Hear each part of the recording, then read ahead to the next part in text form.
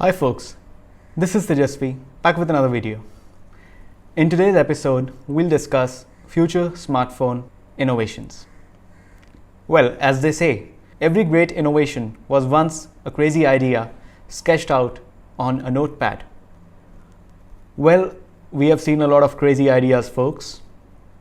First, the invention of electricity, then the invention of telephone, television, the wheel, the automobile.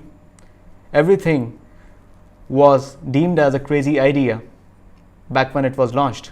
But now, it's omnipresent, it's everywhere, it's widely adopted, and it has become an integral part of our life. Well, here we are going to have a look at some of the crazy ideas that might soon be a reality. Some of them have already started to ship, the rest are about to come. Starting with the first innovation, folks. Holographic displays. We have seen in the movie Iron Man that Tony Stark uses a holographic display to interact with his computer. Well, similar to this concept, folks, we could see a holographic display on a smartphone. As far as March 2014, rumors were flying around about the then unreleased iPhone 6 containing holographic functions that allowed you to beam virtual displays to interact with. Unsurprisingly, this technology didn't make it onto the iPhone 6 or 7 or 8 for that case, and none of the iPhones have yet included holographic display functionality. But holographic displays could soon be a reality, especially if the HoloFlex prototype, as you can see in the image, folks, showcased by researchers of Queen's University in Canada, is anything to go by. As the name suggests, the HoloFlex is both holographic and flexible, allowing users to bend the handset to view the 3D display from different angles and interact with the images on the screen.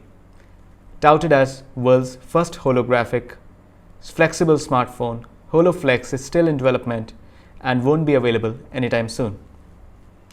The next innovation, folks, is flexible frames.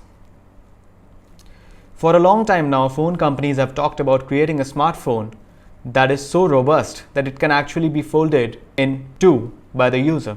One such version was Nokia's the Morph phone, as you can see in the image, folks, which was showcased back in 2008 and promised to transform the user experience. Designed by Tapani Taihanen, who was director and head of Nokia's Research Center laboratory at Cambridge, the Morph could be folded, bent, and reshaped to suit the user's needs. You could snap the Morph apart and slot in additional modules to change the way you use the phone. The Morph phone could be wrapped around your wrist, transformed into a GPS-enabled belt clip for hiking and extreme sports, or used as a flat screen for watching videos. Similarly, Samsung has been showcasing flexible concept phones at trade shows for years now. But so far, the closest it has come to bringing the technology to the market was with the Galaxy Round phone, as you can see in the image, folks. This featured a significantly less jaw-dropping curved screen and sold disappointingly. Well, this is indeed a crazy idea, folks. We could see eco-friendly smartphones.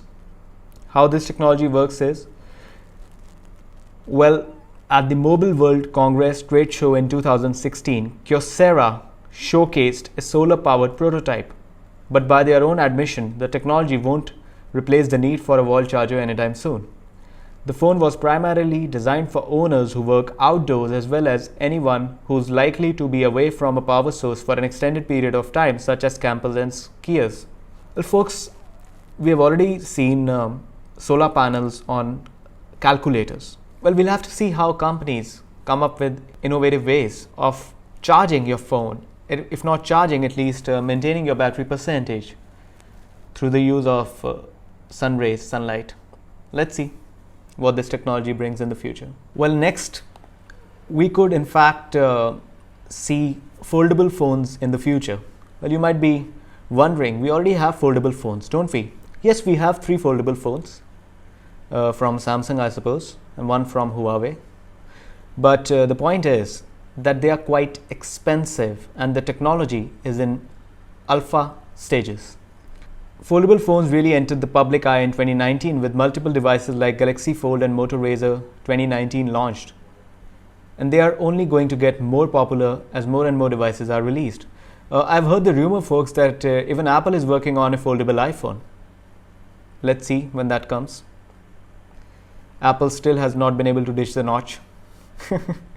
Don't keep your hopes high for Apple. By 2029, as they suggest, folks, we could perhaps see affordable foldable phones. At the moment, foldable phones are considered gimmicks, but ones that most people wouldn't consider buying as their next phone. First, they are costly. Second, they're fragile. And of course, the software has not been developed to fully take advantage of the form factor that they ship in. So in the next few years, folks, foldable phones that are affordable and more importantly vital for certain functions are launched.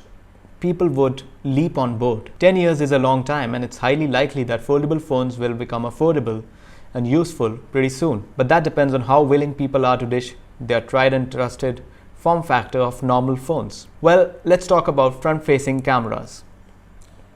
As you can see in the image, well, it is essentially the rear camera module, but when you click on the selfie button on the camera app, this camera module slides up and the camera module essentially rotates. This is a Samsung phone, I don't remember the model. It was quite innovative when it was launched. In fact, it still is. But it's got moving parts, folks, and anything with moving part isn't as durable as something without moving parts, if I can say that. We all saw that OnePlus also ditched pop-up cameras in favor of punch-hole cameras and stuff like that. Well, moving parts essentially require a motor. Motor requires, moving parts. One of the biggest differentiating features between different smartphones nowadays is the front-facing camera. Well, some smartphones have the big notch like the iPhone, then there is the teardrop notch, then there is the punch hole cutout, which I'm really a fan of. Like many Samsung phones from Xiaomi like the Note 9 Pro, stuff like that. Well, it's a possibility that future phones will have none of the above. The front-facing cameras could actually be under the display. We have heard that Samsung is working on under-display cameras for its phones. Let's see how soon that technology becomes commonplace. Oppo has shown off this under-display camera technology already, and it's likely that other companies are working on it too. Well, as I told you, Samsung is already working on it. This method removes the front snapper from view, so it won't take up screen space, but also won't take up a lot of internal space either, as pop-ups do. Well, the next technological innovation which we could possibly see is a portless phone. Well, we have already heard quite a few rumors about a portless iPhone coming next year. Well, it could be true, folks. It could be true. Apple wants you to embrace the wireless future. And with this year's iPhone, Apple is confirmed to not ship the charger in the box. It will ship with just the charging cable. So we could see a portless phone. It seems like a possibility, folks. Many phones are dropping the 3.5mm headphone jack already, and those things will be ancient history by 2030. It would be a surprise if many phones even in 2020 kept the port. Well, a lot of phones don't have the port in 2020, including the newly launched OnePlus Nord. It doesn't have the headphone jack. As more users flock towards wireless headphones over wired ones, the amount of phone users who need to physically plug their headphones into their smartphone will reduce. And in 10 years, after years of advances in Bluetooth technology, we'd be surprised if many people use wired headphones at all. More uncertain is the presence of a USB port to plug your phone into a computer or a charger. We've already seen a few prototype phones without any ports, as handsets can rely on wireless charging to power up and Wi-Fi, mobile data and NFC to send information and files to a computer. Well, folks, sending files to a computer, if you're talking about iPhones, we already have AirDrop. If you're talking about Android, well, there is no reliable solution for Android, but you can use apps like Send Anywhere. Share It has been banned, so I wouldn't recommend that. Google Files app also has a sharing functionality, but that is strictly limited to mobile phones. Google Files app does not run on PC. Here's how Link to Windows works.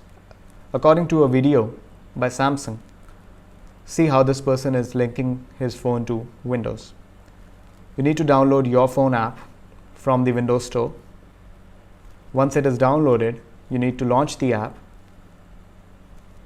Once it is launched, you can select the type of phone, Android or iPhone.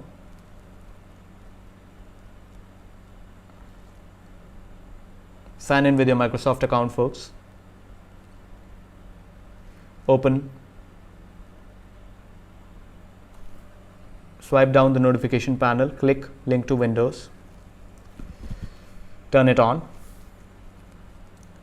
Sign into your Microsoft account. Scan the QR code on your PC, and bam, your phone has connected to your laptop. You can drag and drop stuff around. You can access messages, photos, phone screen, calls, pretty much do everything that you need to connect your phone to your laptop to do. That's how seamless it is. The only drawback being it is limited to Galaxy smartphones. Well, we could see this tech evolving and becoming more widely available. Well, we could possibly see more rare cameras, folks.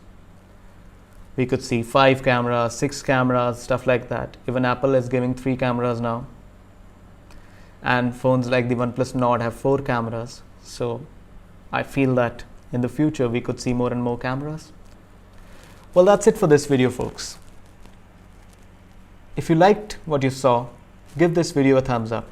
Comment if you'd like me make videos on a particular topic. Share this video with your friends and family.